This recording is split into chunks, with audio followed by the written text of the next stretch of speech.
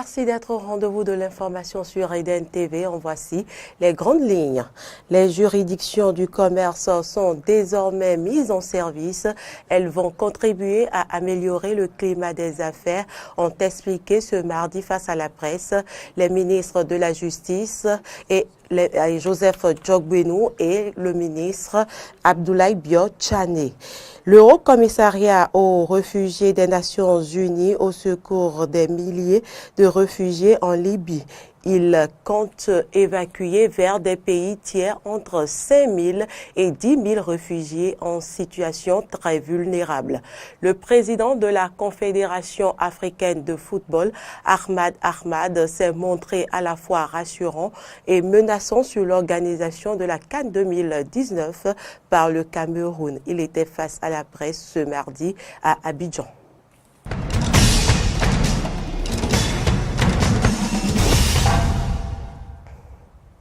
Merci de votre fidélité renouvelée. Les juridictions du commerce sont désormais mises en service. C'est ce qu'il convient de retenir de la sortie du ministre de la Justice, Joseph Djogbenou, et le ministre d'État, Abdoulaye Biot-Tchane. Ces juridictions de commerce mises en service vont contribuer à améliorer le climat des affaires au Bénin et permettront au secteur privé d'avoir la garantie. Roland Tonéikes et Fiacre Voidan.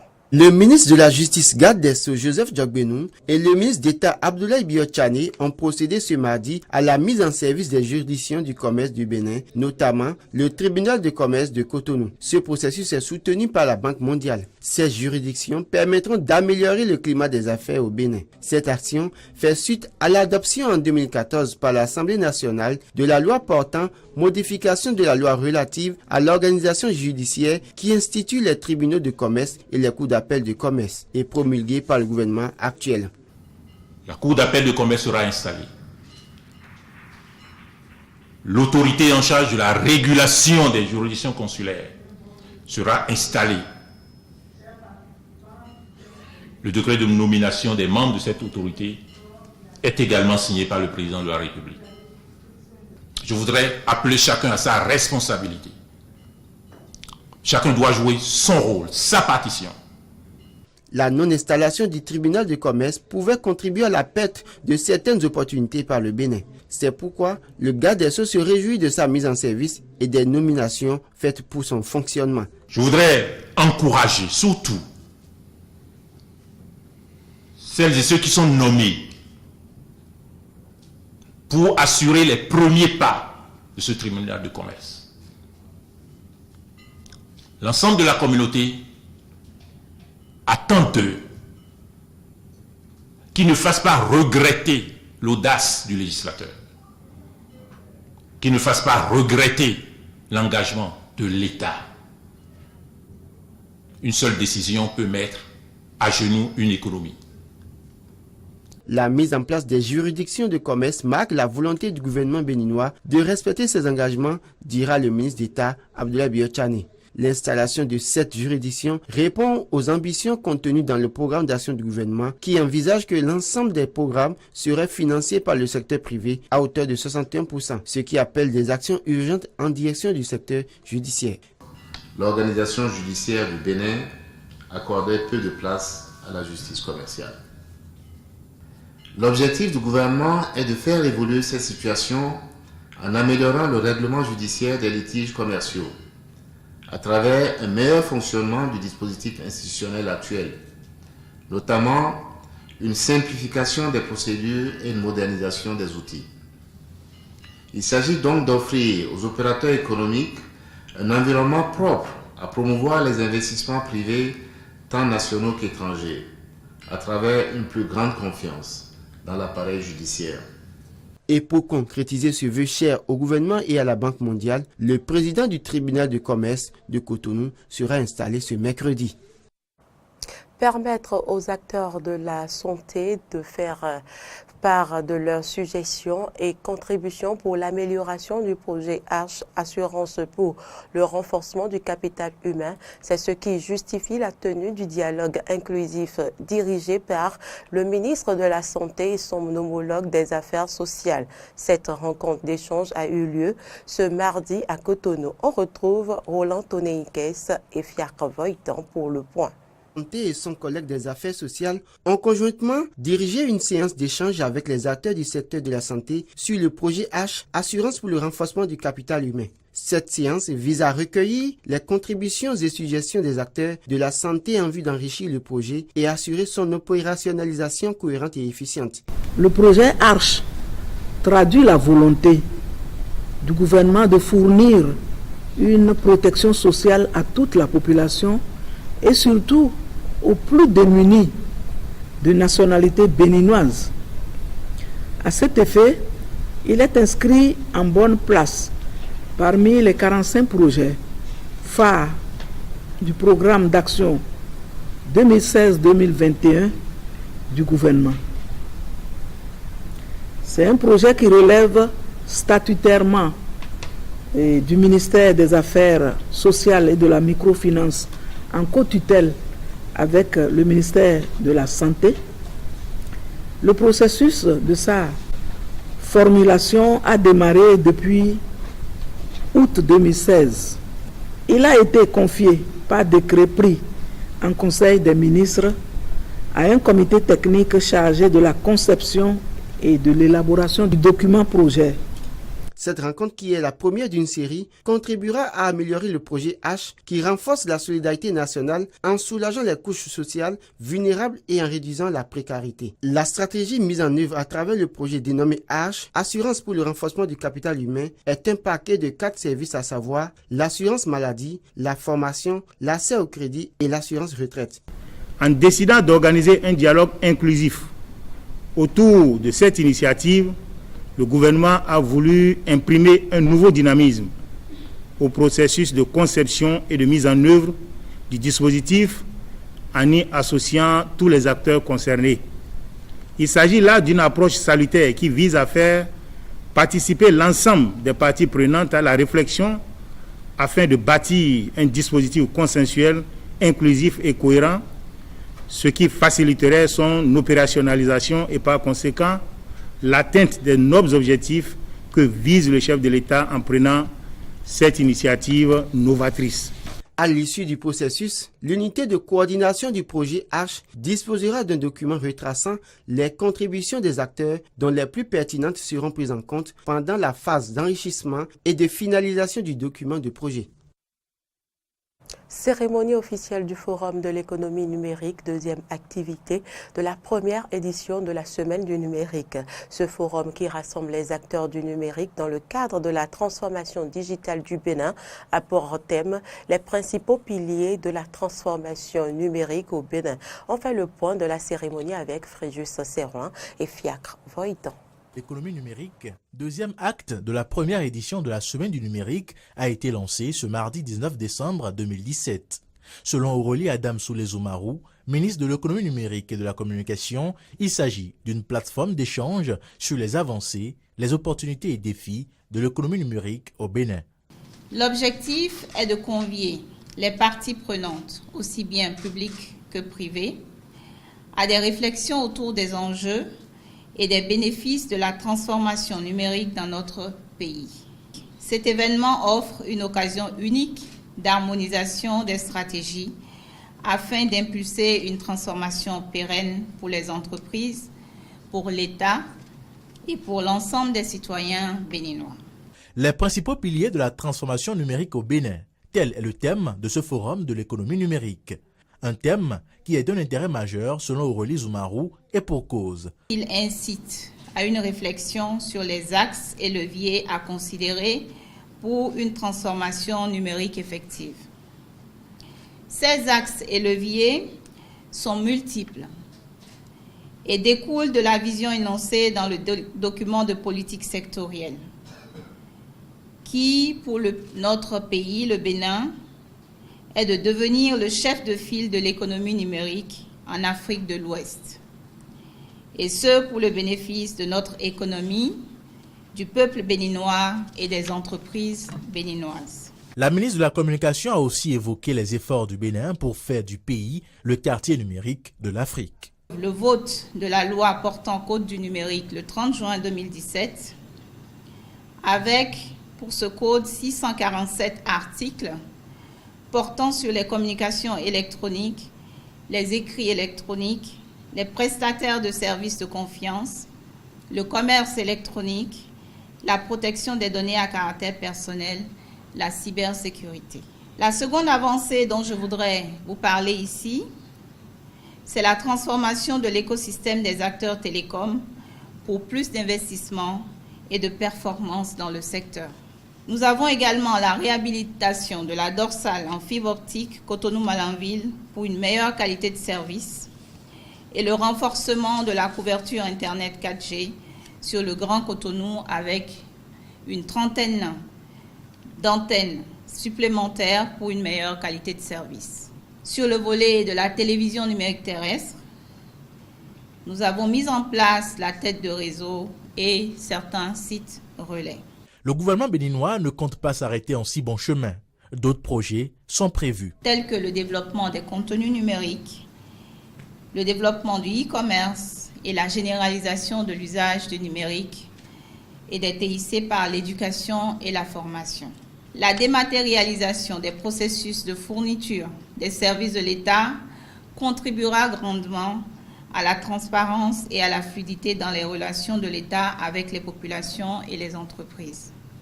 Le Forum de l'économie numérique, c'est 2 jours de conférences, de panels de discussion, de démonstrations et d'expositions technologiques, mais aussi de remises de prix d'innovation TIC au profit du développement durable.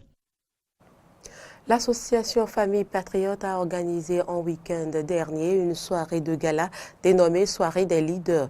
Comme vous pouvez en douter, c'était un moment de partage au cours duquel les meilleurs jeunes acquis à la cause du volontariat ont été primés. Carnot Roumbédé-Rinto pour le point. Ce samedi 16 décembre 2017, l'association Famille Patriote a organisé une soirée de gala dénommée Soirée des leaders. Créée le 5 avril 2015 sur WhatsApp par une vingtaine de jeunes béninois issus de divers groupes socio-professionnels, l'association Famille Patriote vise plusieurs objectifs. Durant 2 ans, ces jeunes hommes et femmes ont fait preuve de détermination et d'engagement volontaire au service de la communauté. À travers cette soirée de gala, l'association entend couronner les mérites des jeunes et les inciter à plus d'engagement citoyen. Nous primons les meilleurs volontaires de l'association Famille Patriote. Il faut dire que l'association Famille Patriote est une jeune association qui milite dans le volontariat depuis près de 2 ans. Et vous savez, ce n'est pas donné à tout le monde de faire du volontariat, d'être engagé comme certains le sont dans toute autre association comme la nôtre. Donc c'est l'occasion aujourd'hui pour nous de récompenser les meilleurs volontaires, ceux qui, malgré leur emploi de temps chargé, malgré leur charge quotidienne, donnent toujours une plage horaire, accordent toujours une plage horaire à leur prochain. Et c'est aujourd'hui pour nous l'occasion de leur décerner un trophée pour leur dire félicitations pour tout ce qu'ils ont enduré pour la communauté. Raison pour laquelle cette soirée est organisée. Une dizaine de jeunes ont été distingués au cours de cette soirée riche en couleurs et ce, en fonction de leur militantisme et leur engagement dans l'œuvre citoyenne et patriotique. Jabin Romiat Kouvi et Karen Gagné, tous récipiendaires. C'est toujours une fierté que de recevoir une distinction lorsque on a consenti des sacrifices. On a fait des efforts et on a participé à l'amélioration des conditions de vie de ses concitoyens. Donc le sentiment qui m'anime, c'est d'abord un sentiment de fierté. Alors, je dois dire que derrière ce sentiment de fierté, c'est aussi un sentiment d'obligation, obligation à mieux faire. Parce que lorsque on est monté jusqu'au dernier niveau de l'échelle, il faut pouvoir s'y maintenir. Et donc voilà mes 2 sentiments qui m'animent en ce moment précis. Je dirais que je suis très heureuse parce que j'entends parler de l'association il y a un moment, depuis sa création, mais j'en suis membre seulement depuis quelques mois et j'ai été reforgée en matière de leadership. Je ne m'attendais pas qu'on me délivre une attestation de surcroît en tant que Gold, c'est-à-dire je suis au 2e niveau, après seulement 3 mois d'existence dans cette famille. Ça prouve qu'ils font réellement du vrai et qu'ils participent au patriotisme par la refondation de leadership chez les jeunes. Donc je suis très heureuse et je remercie le président et tout son staff. Durant 2 ans d'existence, plusieurs actions d'envergure sont à mettre à l'actif de l'AFP, à savoir des campagnes de dons de sang et de salubrité, des séances de sensibilisation axées sur l'environnement, des consultations gynécologiques et pédiatriques gratuites et l'association n'entend pas s'arrêter en si bon chemin. Déjà, elle envisage pour l'année prochaine étendre ses actions à une échelle plus large. Actualité en dehors du Bénin, le vice-président sud-africain Cyril Ramaphosa a succédé lundi à la tête du Congrès national africain ANC, au pouvoir depuis 1994 au très contesté président Jacob Zuma avec l'immense tâche de redorer le blason du parti d'ici aux élections de 2019. Le chef nouvellement élu de l'ANC déclare être profondément honoré d'avoir été choisi pour diriger le parti au pouvoir en Afrique du Sud. On écoute Cyril Ramaphosa.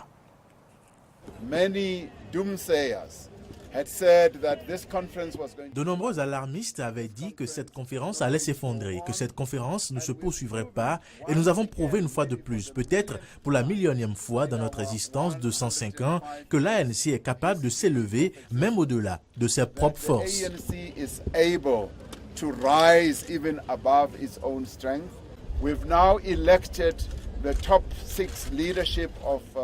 Nous avons maintenant élu les 6 premiers dirigeants de l'organisation et nous sommes tous honorés, profondément honorés, d'avoir été investis de cette confiance par les délégués de notre mouvement qui assistent à la conférence qui représente près d'1 million de membres de l'ANC qui sont enracinés dans les communautés où vivent nos gens.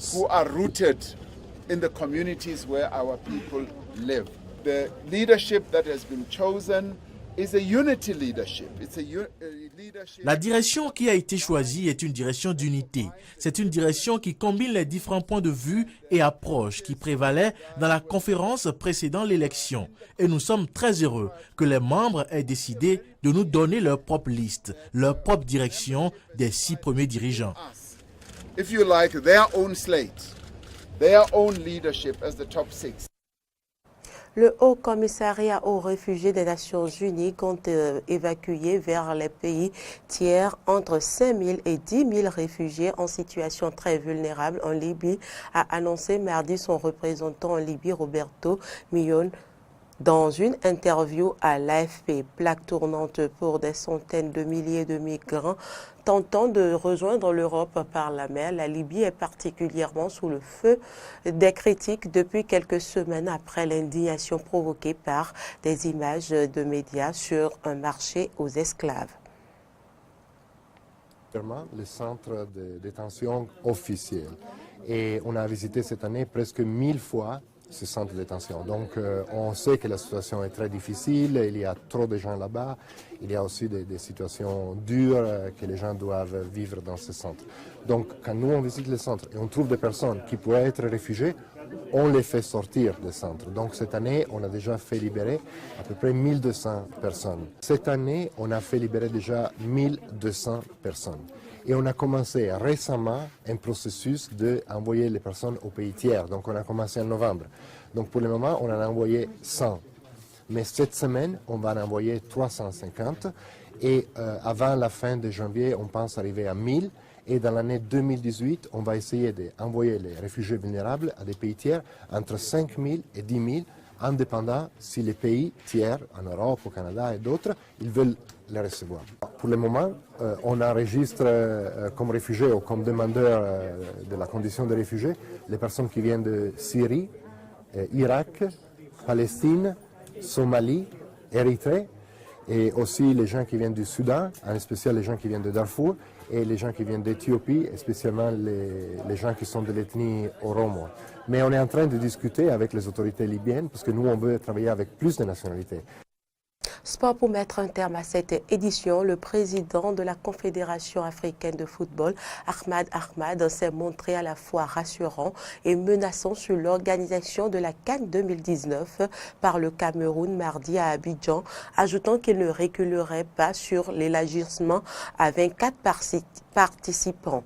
Début août, Ahmad avait jugé que le Cameroun n'était pas prêt, suscitant une polémique sur une éventuelle réattribution de la CAN, alors que le Cameroun avait obtenu l'organisation sur un cahier de charge à 16 équipes. Le passage à 24 avait été préconisé en juillet 2017 lors d'un symposium. Voici un extrait de cette déclaration. Si le pays qui l'accueille n'arrive pas à l'organiser, nous trouverons un pays qui va organiser. Les autorités du pays, jusqu'au sommet de l'État, ils nous ont toujours confirmé qu'ils seront prêts. On laisse au pays de travailler avec un cabinet privé indépendant, sans influence de qui que ce soit.